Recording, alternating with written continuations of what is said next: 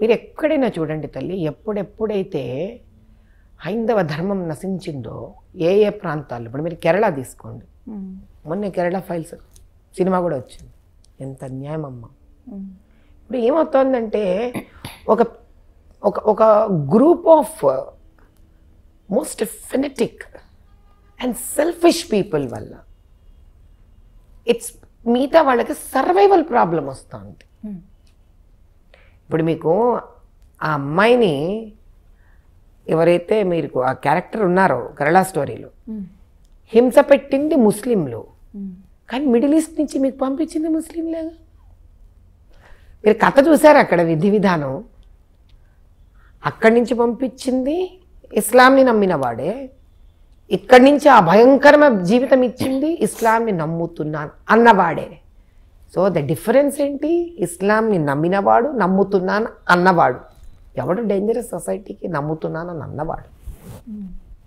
అంటే ఏ మతానికి కావాల్సిన వాళ్ళ వాళ్ళ సంరక్షణ, వాళ్ళ వాళ్ళ ఆలోచన ఉద్దేశాలను పట్టుకొని వాళ్ళ సైడ్.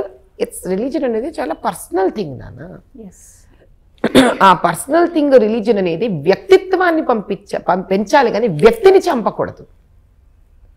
వ్యక్తిత్వాన్ని కోల్పోయి వ్యక్తిని చంపేదానికి ఎప్పుడైతే దిగజారిపోతారో అది చాలా అసహ్యంగా ఉంటుంది. ఓకే, ఇప్పుడు మీకు కేరళ నిండా అదే ఇంచుమించు పరిస్థితి. బాధ్యత పెరుగుతుంది, ఇప్పుడు స్వార్థమైపోతుంది, అక్కడ పోరాటం మొదలైంది. It's going to come up.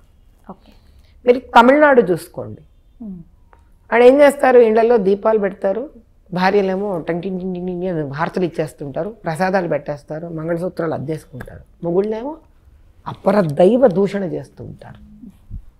అంటే యు సీ దెర్ ఇస్ అధర్మ ప్రివేలింగ్.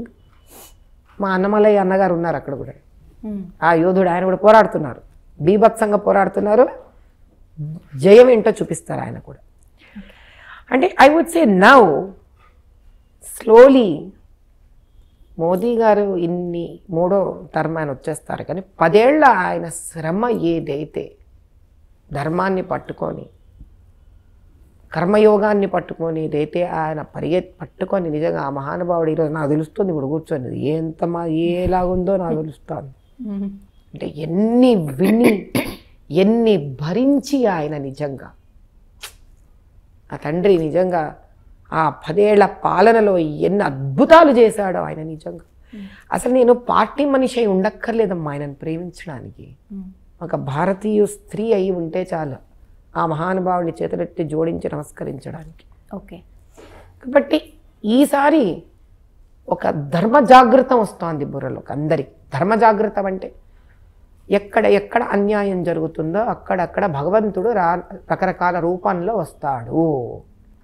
కాబట్టి ఇది హైందవుల ముస్లింల అనేది సంబంధించింది కాదు. నీవు పీడితురాలైతే, నువ్వు బాధపడుతుంటే, నువ్వు కష్టపడుతూ ఉంటే, నువ్వు ధర్మం అనే ఒక చెట్టు కిందకి వచ్చేసేయి. అది బోధి వృక్షంలాగా వచ్చేసేయండి అక్కడికి.